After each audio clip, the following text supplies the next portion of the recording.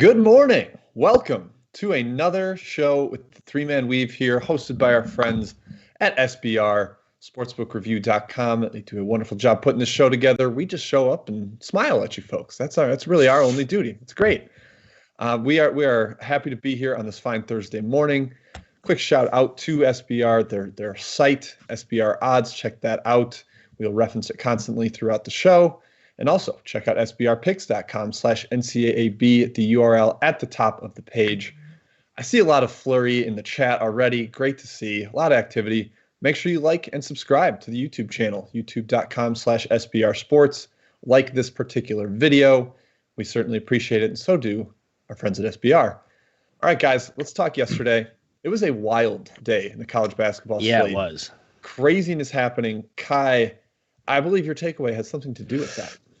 Yeah, Jim, probably two of the most incredible results of the night. Villanova and Houston both lost outright on the same day to what I would probably consider lesser opponents, like extremely lesser opponents, both double-digit favorites.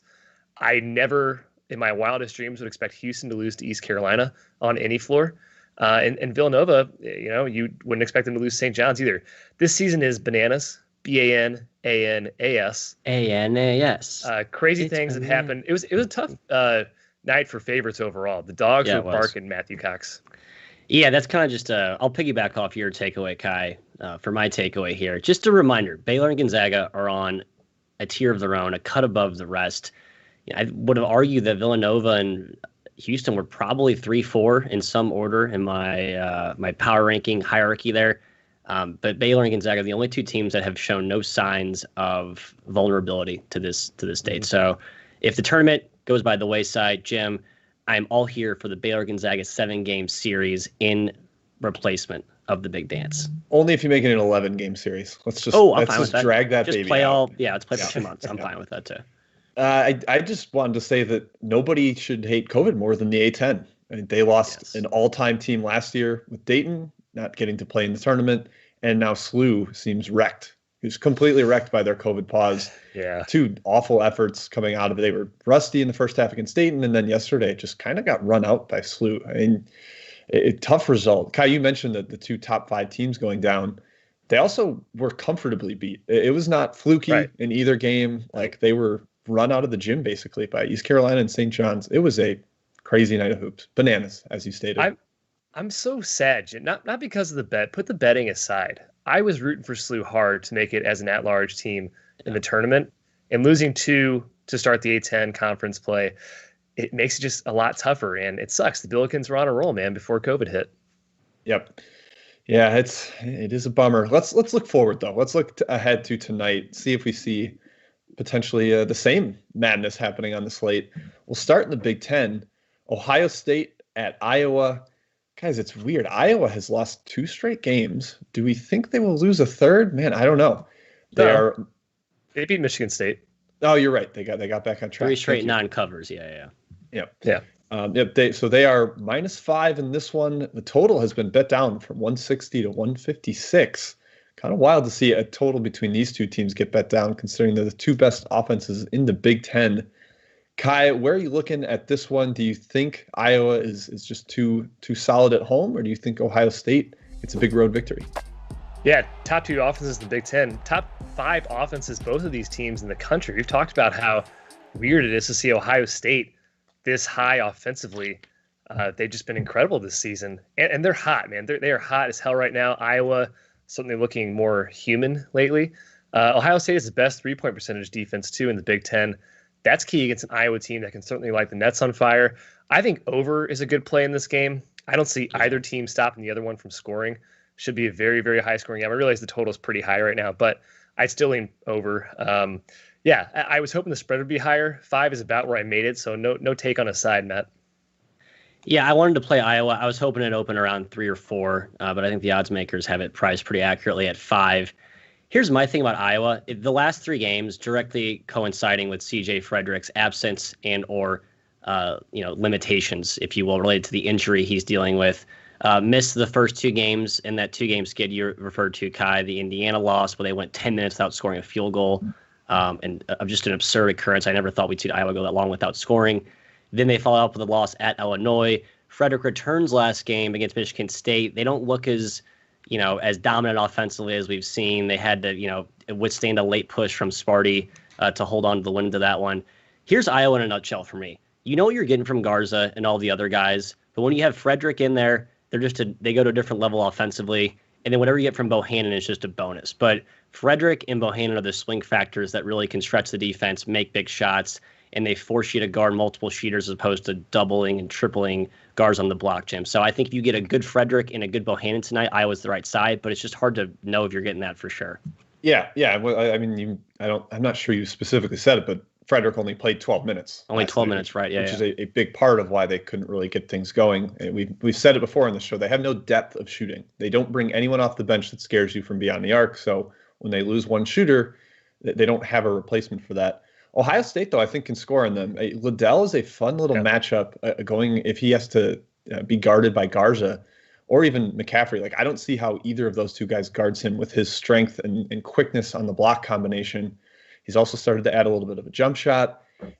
I do lean the over. I'm surprised to see it steam down. I'm considering fighting back against the steam and taking it, but I'm not going to add it on the show. That's something I will need to think about after the show and dig into it a little more.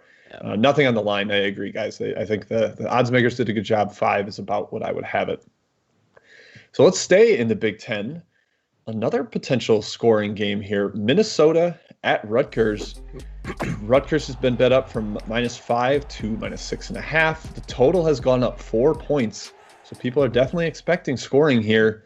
However, Rutgers defense has really figured it out. Last 2 games held Michigan State to 0.57 points per possession, held Northwestern to 0.8 points per possession. So clearly they're getting it figured out, but those could be the 2 worst offenses in the league. Yeah. Now you face a much better attack in Minnesota. Matt, we'll go to you here. Are you seeing some value on road Minnesota, or do you think just going into the rack, man, that's just too much of a nightmare for them? Yeah, I think slight point value, price value, I should say, on Minnesota here. But you mentioned it, just the stark dichotomy between how they played at home and on the road is very real. Also, I want to highlight the resurgence of Rutgers. We've said it before, but I just want to continue to rehearse it. Geo Baker, his, getting back into that saddle as their kind of main shot maker, creator, moving Jacob Young back to an off the bench spark plug role. This team now kind of knows who they are again, right? They feel like they've refound their identity. You're looking at his last 3 games, Baker, 12 points, 11 points, 19 points, all very efficient. 5 assists in 2 of those games, respectively, Ky. So I think Rutgers is a team you don't really want to get in front of right now. It's road Minnesota, guys. They're 0-5 on the road this year, straight up and against the spread. Their average margin of defeat this year on the road is 19.6 points per game. They're not just losing on the road, they're getting creamed on the road. Yeah. The spread has gotten up there. I think odds makers have clearly gotten into this trend. Certainly bettors have seen this trend. So, yeah, the points certainly lean towards Minnesota, but I'm not touching road Minnesota against the Rutgers team, Matt, that you said. It seems to be swinging back up to where they were playing earlier in the season. Minnesota's certainly physical enough to match up with Rutgers. I just have no faith of them on the road, Jim. Yeah, I don't have much of a feel for this one either. I think maybe at 5 I would have considered a Rutgers play, but up to 6.5, it's kind of been stretched a little bit too far. I did like the over at the opener, but that's also been taken care of. So again, the market sometimes does its job. It sharpens the lines. So I guess we will move on. We will head out west here to the mountains. A team that actually 2 teams I think we've struggled to figure out here. Arizona at Utah. Utah, I can't figure out. So they have lost at Washington, but then won at Colorado. Yeah. They lost to Cal without Matt Bradley, but they beat Stanford with Dejon Davis. What is going on with this team? That within individual games, they can go on crazy runs or crazy droughts. I feel like this probably has to be a stay away. I mean, do one of you have a big angle here? And for the record, Arizona -1.5, total of 142.5. Matt, I'm going to go to you here. Anything on this one? Jim, Utah's been competitive at home pretty much the whole year. So they've had a couple of late game collapses. I know the Colorado one still sticks out very sorely in our memory bank. But Jim, I think Alfonso Plummer is sort of a microcosm of the wild, volatile nature of some of these in-game swings we've seen the Utes go through. He's basically a feast or famine, lights out shooter. He had 23 points in 17 minutes off the pine to help fuel that impressive win at Colorado. Very few teams go to Boulder and get a win. So I think with him stepping into the forefront, if you can bet on some consistency, I think you could argue Utah has some value. Coach K, West Coast Coach K, seems to think very highly of this team right now from what I've been reading. I actually lean Arizona from a price perspective, Ky, but I'm not going to touch it. I cannot believe Utah beat Colorado on the road. That's a shocking result to me. Maybe the most shocking result in the Pac-12 this season.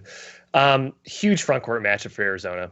They're not going to be stopped. Utah's front court, they have some size, but I don't think they're very physical or resistant at all. And Arizona's front court's legit. I am totally bought into this team's big guys, man. They are awesome. I lean Arizona in this game, -1.5. I am a little bit wary, Jim, of Utah at home, but definitely lean towards Arizona from a matchup perspective.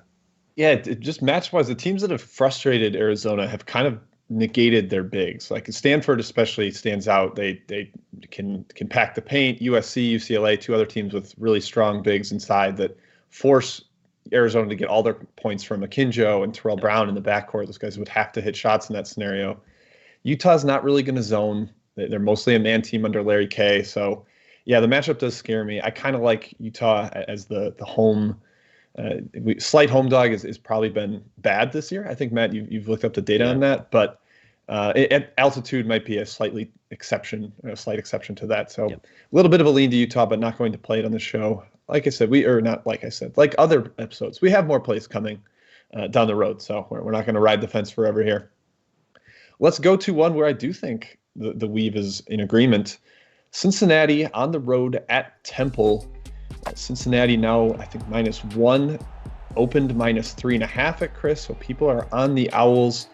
Total 139.5. Cincinnati off a very long shutdown. Ky, will go to you here because I know this is a game that caught your eye. Yeah, I'm seeing 1.5, Jim. I'd love if you give me 1.5, but let me check it for you. Temple, guys, is my best bet today.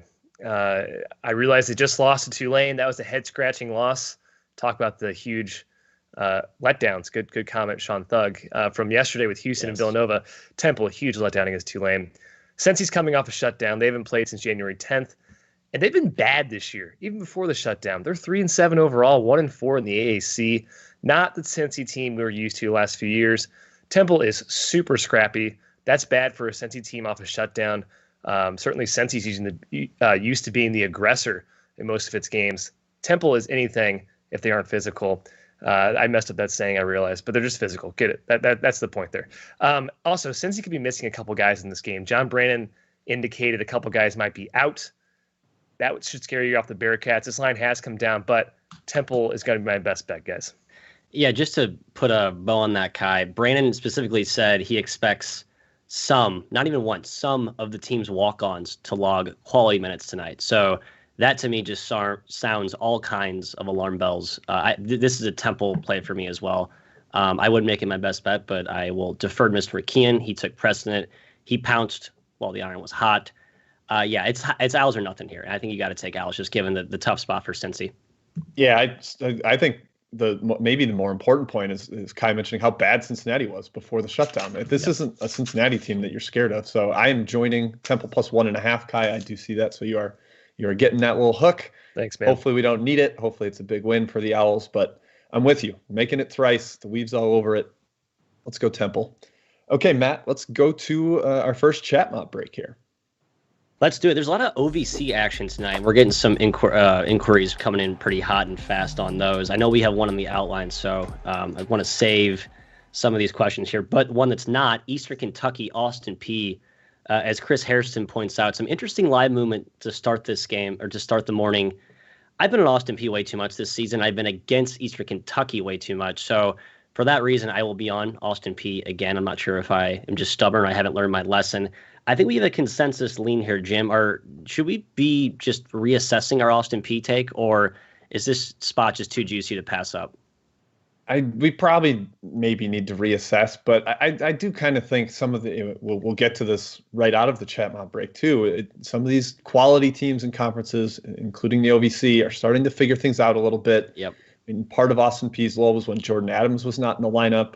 He was expected to be a star this year. He hasn't been that good since coming back, but I do think he's still helpful for them. So yeah, Matt, I lean Austin Peay here too. I don't think I'm going to officially take it on the show at +2, but definitely a Governor's lean. Yeah, I think the line for the Govs too for me. The line movement, I think, is explained by Kurt Lewis, the starter for Eastern Kentucky, did not play last game. They did get Trey King back, though, who I think is the more important piece. And then another note, I think Brandon Napper, the former West Virginia transfer, was out again for the Colonels, coming off that annoyingly crap backdoor cover in our faces with the Jacksonville State there. So, yes, maybe I'm just begrudgingly trying to fade Eastern Kentucky out of angst here. Another question here from Jeff Spector. Tennessee State versus SIUE. We talked about some of these wild schedules that a few of these teams are going through. Ky, SIUE, this is their third game in 4 days. Yeah. Big picture, they haven't had 2+ days off, I guess more than 2 days off since January 21st. Just a gauntlet. Since their COVID shutdown, basically. Since the COVID shutdown. So coming out of COVID, and then they basically have to play on poor conditioning with no days off. Ky, are you going to fade that tonight? Yep, Tennessee State is a play for me today. I think it's down to +1 now. Jesus, it's definitely come down a lot. People are with me. First matchup was a 2-point game. Both teams are missing their best players. Tennessee State was missing Mark Freeman. SIUE was missing Sidney Wilson. I'm going to keep fading Edwardsville, man. This is a crazy schedule they're in the midst of, and I think Tennessee State can get the win outright today. Oh, just a correction. They're missing Cam Williams, Ky, the super sub you pointed. Sidney Wilson did play. He didn't play in the first matchup. Oh, the first matchup. Sorry, last game. Good clarification. Thank you. That's an official play for me as well. So Tennessee State and Austin Peay are two I have here. Hey, I'm making plays here. I'm getting off my fence riding self. You took like 7 plays yesterday.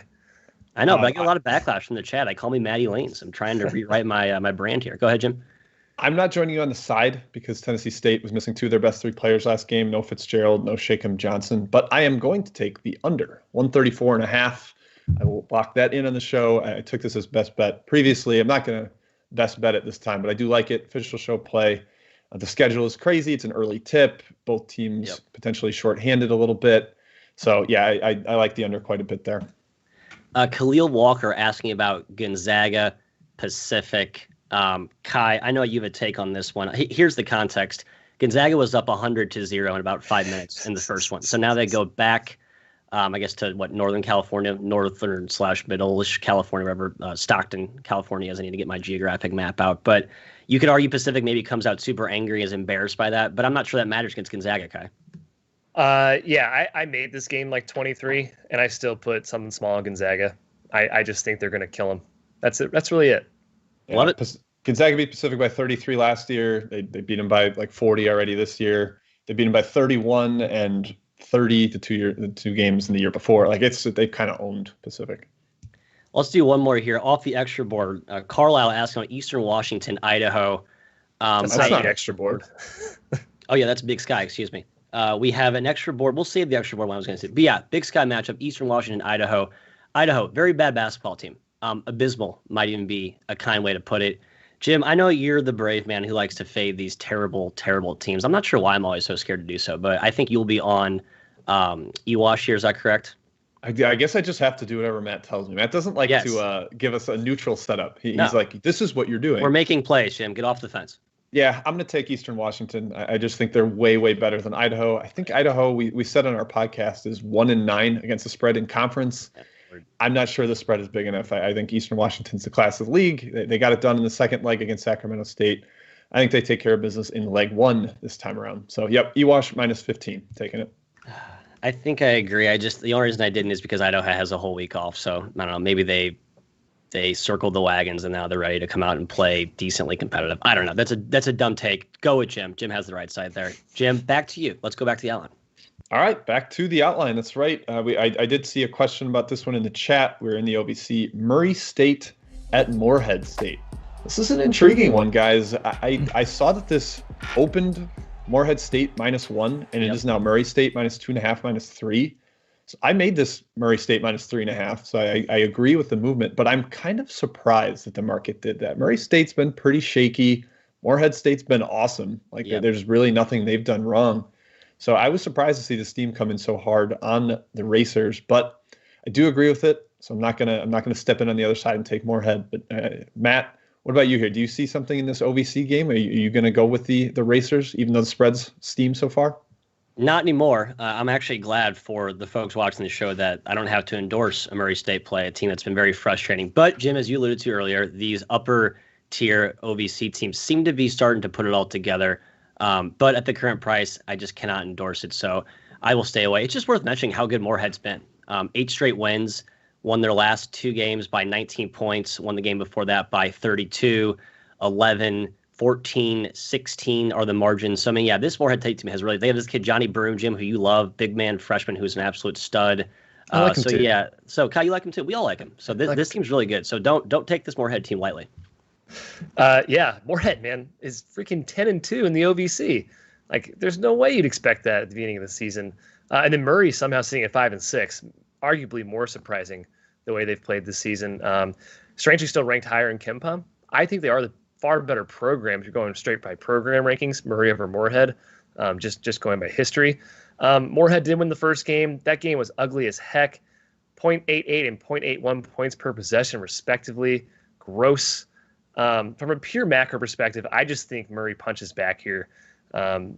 Maybe Morehead's ridiculous 3-point percentage defense starts to regress. Teams are shooting 26.4% against them from 3 in the OVC.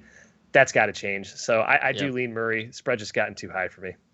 Yep, agreed there on the spread being too high. One thing, a caveat about how great Morehead's been. Basically, every game they've played, the opponent has been missing at least one key guy. All the way back to Tennessee Tech in January, no Junior Clay.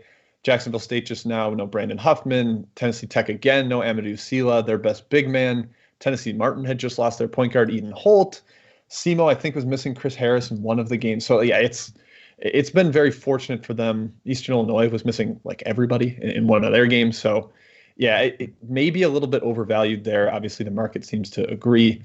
Again, can't recommend it at the current price, but still Murray State lean. Okay, let's go west to a wild west shootout between McKeon and I.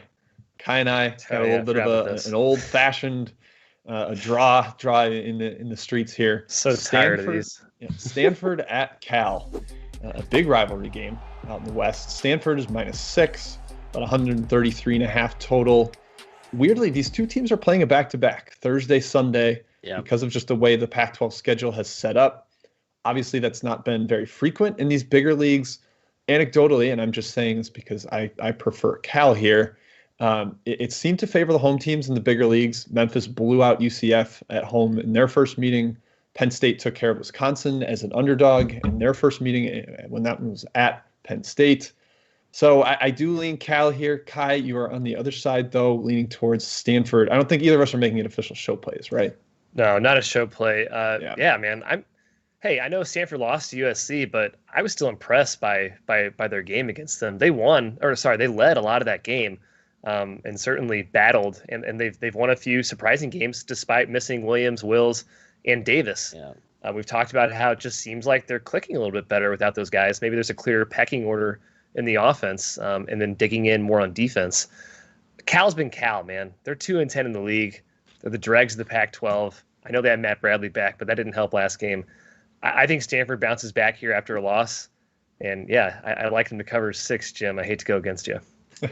Yeah, Cal's been weird, right? They were kind of showing they were a little bit feisty without Bradley, and they got Bradley back. And it's like, oh, man, Cal could actually be an intriguing little dog here within the middle of the Pac-12, but just hasn't really borne out that way. Got blown out by Arizona. Something to note here, Stanford will be playing their 4th game in 8 days, I believe. So they played Tuesday against USC, a game they should have won, by the way, controlled most of the way, and then collapsed late, ruining me and Jim's bet there on Stanford. But I'm excited to see you guys go head-to-head. So I will be watching from the sideline laughing in entertainment. Good. Yeah, Cal had covered 4 straight games before that Arizona one, so it's not like they're hopeless. Their opponents are making over 41% of their threes in conference, so I'm hoping for a little bit of regression there. That's kind of it seems to be an unsustainable number. Yep. And Stanford not really a great shooting team, so hopefully that shows up in this one. We'll see. Ky and I head-to-head. All right, let's go to the Big Sky. Montana State at Weber State. Big showdown atop this league. Montana State has played the bottom part of the league and comes in at 6-0. Weber State just tied for second, I believe, in the loss column. It's scary to bet against the Weber State Wildcats at the D. They're intimidating home court. But man, the number's gotten kind of high. It's up to -7, -7.5. Maybe back down a little bit of buyback for Montana State, but surprised to see that. Matt, let's go to you here first. Did you see some value on the dog in this one, or are you maybe staying away from a Weber home possible run out? Man, I love me some Weber, and I love me some Weber at the D. So it's tough for me to go against that, Jim. But yeah, I will be taking Montana State small here at the current number. As you pointed out, there is some COVID games last week were canceled, but not because of their COVID issues. It was because of Montana's. So no reason to believe that they've been off or on pause or anything like that. Although there wasn't any diligent reporting in the local paper. So yeah, Danny Sprinkle, a coach we respect. This Montana State team has a pretty solid roster. Ky, I know you were high on this bunch preseason, so I got to think this line looks pretty juicy to you where it stands.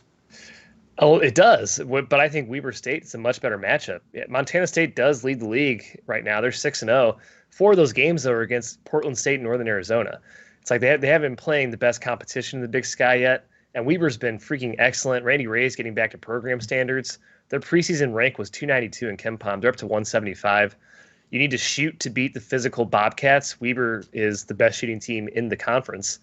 They're also the worst defensive team. That doesn't really matter against a poor Bobcat offense. So I think the matchup screams Weber State. The number's just gotten too high for me to take them. Yeah, I'm a little afraid here too. Yeah, I probably would lean Weber in matchup and spot, number lean towards Montana State. So I'm going to stay away in the show. Already got a couple plays and a couple more coming in the best bet section. So Stay away from me here. Excited to watch it though. A Big Sky Duel, Pluto TV. Pluto TV is the best. It is. It's the best. Yeah. Pluto TV. Thank you, Xfinity, for weaving that into the built-in service. So I can just go right to my nice little app and access. It's nice. All right, let's go to our best bets, cycle through those, and then get to Chat Mob again. Matt, let's start with your pick of the night. Yeah, I spent the entire show trying to make a decision here, so I'm going to shoot from the hip and trust my guy Kyle Smith and Data Ray. It feels like the show's probably sick of me blindly backing the Wazoo, but they've been pretty damn good, and they are now finally healthy. I'm a big believer in this young freshman sophomore crop that he's brought in. They defend with all 5 positions, length. They got Isaac Bonton back last game. He looked fantastic, very efficient. Normally one of his bugaboos there. So yeah, I'm going to take Washington State. Jim here is my best bet against the Oregon Ducks, who will be shorthanded tonight. I believe they're getting Chris Duarte back, but they will be down LJ Figueroa. No, Figueroa's back. Or Figueroa's back. Just Williams is gone. Okay. Still a pretty important piece. I lined it as if they're all healthy, but that's just a little bit of a bonus value edge there for the Wazoo. So that's my best bet, Jim. And then I also took P in Tennessee State. And I think I'll keep my slate as a tight 3 pack for this evening. All right. I respect it. Ky, what about you? I know you said your best bet already, but give us a little recap. Oh, I'm sorry, Temple. I got to add Temple in there. So 4. I lied. 4. Yeah, I got to point out Fordham covered Barry. I mean, I don't know what you want from us, man. Some of those games are leans. I got to just call them out a little bit there. Okay, my pick is Temple, guys. Talked about it earlier. I said +1.5 at the time, so if it's come down a little bit, I think they win the game. So do with that information as you will, or with my opinion as you will. Tennessee State +1 is my one of my other bets from the show. That's all I got so far, but I have a feeling I'm going to add 1 or 2 with Jim's best bet. Ooh, now we're talking. Okay, yeah, I have 2 best bets today because I couldn't choose, and I bullied Ky and Matt into letting me have 2. So let's have a little bit of fun here. First one is Utah State. They are sitting around 11-12. Let me see what the current line value is. I looked this up. I said it on our podcast. -11. I will take Utah State -11. I looked this up. The top 4 in the Mountain West against the bottom 5 in the Mountain West are 20-2 against the spread. Utah State has absolutely demolished their lesser competition so far this year. I think they do the same here. Fresno State cannot score inside against the trees that Utah State throws out there. So that's 1. I'm joining. Joining? Okay. Yeah. All right. We got 2 on Utah State there. And the other one is from the extra board, taking Fairleigh Dickinson. Let's see, we're +6 right now. +6 against LIU. The spread is stupid. Yeah, I don't understand this at all. Fairleigh Dickinson is super undervalued in the market because they had injuries early on in the season. And then out of their COVID shutdown, Elijah Williams didn't play a couple games. Pierre-Olivier Racine, the freshman, I think also missed 1 or 2. Their value is just way too low in the market. And LIU jumped some spots after a demolishing of St. Francis Brooklyn last time out, but that was because they shot an absolutely ludicrous clip from downtown. So, yeah, I just think this number's too high. FDU +6. Two best bets. Let's do it. I'm in there as well. I want to make that picked, a trifecta consensus. So, I figure that consensus a lock. I picked FDU to win the league. Like, this team is good. They have a ton of talent. They were just very, very hurt to start the season. Will they win the league? Probably not, but they're a lot better than what they're priced at, as Jim said. I mean, here's for context. Their two best players played in that NCAA tournament first to four game. The very impressive effort against Prairie View A&M. So, I mean, this team's good. This team is just legit. Did you say first to four? First to four. First game to four. It's a really quick game. 2 buckets and it's over. I also had Temple with these guys, Eastern Washington -15, and SIUE Tennessee State under 134.5. Okay, Matt, let's go to Chat Mob 2. Let's hit the questions. We need to round out our OVC takes tonight. I got a question coming in from John Doe, Belmont versus EIU. I mean, I think for me it's Belmont at any price. I think it's been bet up a little bit here. Jim, I know you were the most emphatic Belmont backer in this spot. Is there a certain number where it's like just too high that you can't touch it, or is it just, bet it at whatever and just see what happens at the end? Over 15 would probably scare me. I'm going to take Belmont 14. I can't not. EIU is so beat up. Yep. They lost Josiah Wallace 2 minutes into their last game. They had 7 scholarship players to finish that one. They just played 2 days ago. I can't see how they are super competitive here, especially against Musinski inside. They're really limited in their big man depth. So Belmont -14. I'll add it to the slate. Heavy lean, Jim. Toward the Bruins. Yeah, they've been good as a favorite in this conference. Let's go to the extra board. We have John Castro asking about Mount St. Mary's O'Brien. This game's canceled. Dang it. I know you had a really hot take here on the over, so I was going to tee you up there. But COVID continues to disrupt my rhythm here.